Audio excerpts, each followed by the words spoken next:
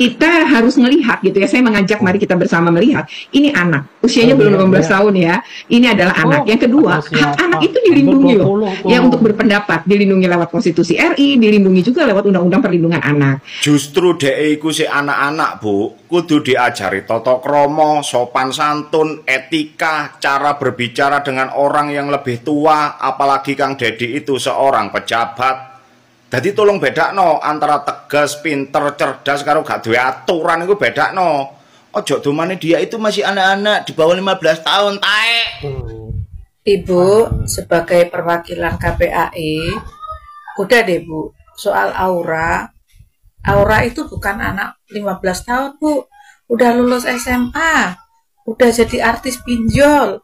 Jadi mungkin Ibu lebih layak memperhatikan anak-anak yang lain deh Bu. Sebenarnya KPAI itu fungsinya apa sih? Banyak no Bu no.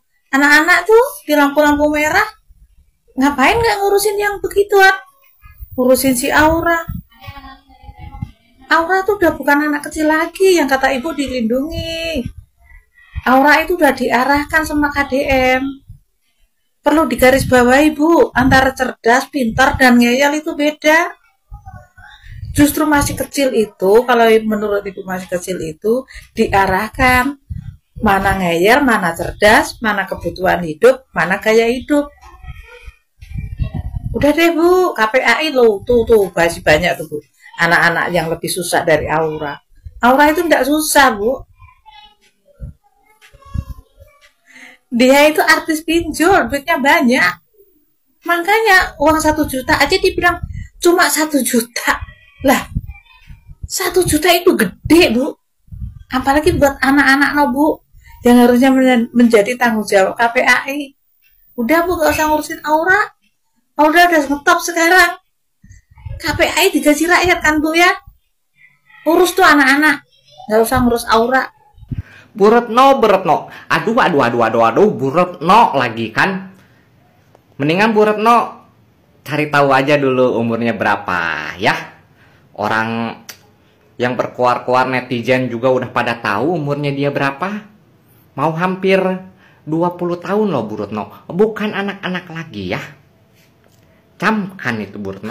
Aduh Ibu, kalau mau ini cari tahu dulu deh mendingan ya. Si Aura itu umurnya udah 20 tahun loh Bu ya. Dia itu udah lulus berapa tahun yang lalu ya sayangku, ibuku. Jadi dia itu bukan anak-anak lagi. Remaja itu usianya 13 sampai 18 tahun. Di atas 18 tahun itu udah dewasa. Dia aja gampang kok ngomong, katanya nyari duit 1 juta gampang kok. Ya kan? Ya iyalah gampang. Dia kan talent ya kan. Dia itu brand ambassador salah satu iklan pinjol ya. Sebenarnya sih karya-karya dia udah figuran gitu, udah bagus sebenarnya. Tapi kurang adab aja sih kalau kata aku sih ya, jujur aja ya, kurang adab.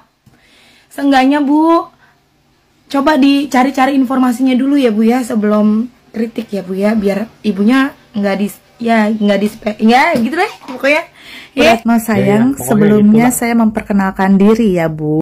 Saya ibu dari 2 anak perempuan.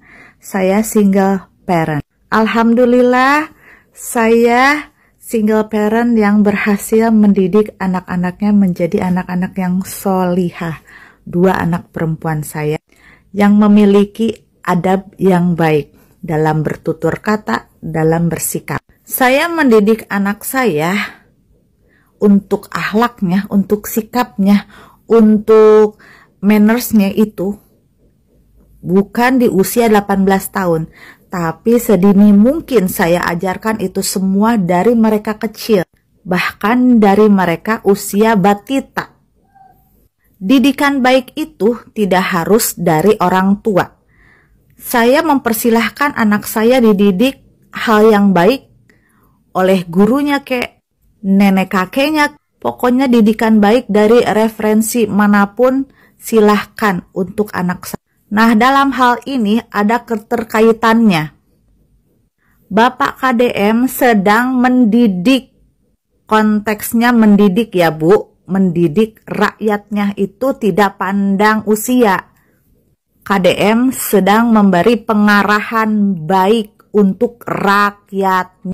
Yang dia didik itu anak usia 18 tahun. Coba simak videonya. Betapa tidak ada adabnya itu anak dalam bersikap dan berbicara. Saya rasa sah-sah saja gubernurnya mendidik rakyatnya. Apa yang salah? Toh apa yang dia sampaikan juga memang benar. Bukan suatu pengajaran yang salah ataupun buruk. Ini tidak mengurangi rasa hormat saya kepada Bu Retno ya Bu. Saya memang hanya ibu-ibu biasa. Mungkin pendidikannya tidak seperti Ibu Retno. Saya harap Ibu tidak kebanyakan baca buku yang hanya teori. Ibu banyakin praktek. Lihat dunia luar. Prakteknya harus dilakukan agar Ibu pun paham dan mengerti. Sekian dari saya, terima kasih. Ibu Retno, tolong disimak ya. Ini sih parah ya, parah banget. Sekelas KPAI tidak melakukan riset terlebih dahulu sebelum berbicara. Tolong ya, kalau misalkan ada yang dekat dengan ibu-ibu tadi, sampaikan kepada dia, Aura Cinta itu umurnya hampir 20 tahun. Dia sudah bisa dianggap orang dewasa. Seharusnya KPAI sudah tahu dong yang disebut anak-anak itu dari usia berapa sampai usia berapa. Anak-anak adalah mereka yang berusia di bawah 18 tahun. Definisi ini berlaku secara luas, termasuk di dalam Undang-Undang Perlindungan Anak. Kurang jelas gue perbesar. Yang disebut anak-anak itu usia 5 sampai 13 tahun.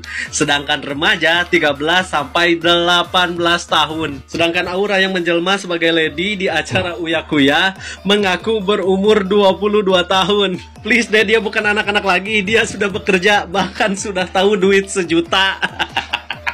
Kalaupun KPAI mengatakan Aura Cinta itu masih anak-anak, ketika dia menjadi bintang iklan pinjol, kalian pada kemana? Untuk ibu-ibu KPAI, ya, saran saya sebelum Anda turun menanggapi suatu isu, adakan riset kecil-kecil aja lah dah Bu. Betul ndak anak ini itu di bawah umur dan dia sekarang di mana? Malu-maluin saja Bu. Manfaatnya nggak ada. Terus terang anak sekarang itu manja dan sebagian itu ya gara-gara kebijakan ini KPAI. Dengan argumen-argumen yang tidak logis, kekerasan bahasanya, seolah-olah KPAI ini sebagai malaikat.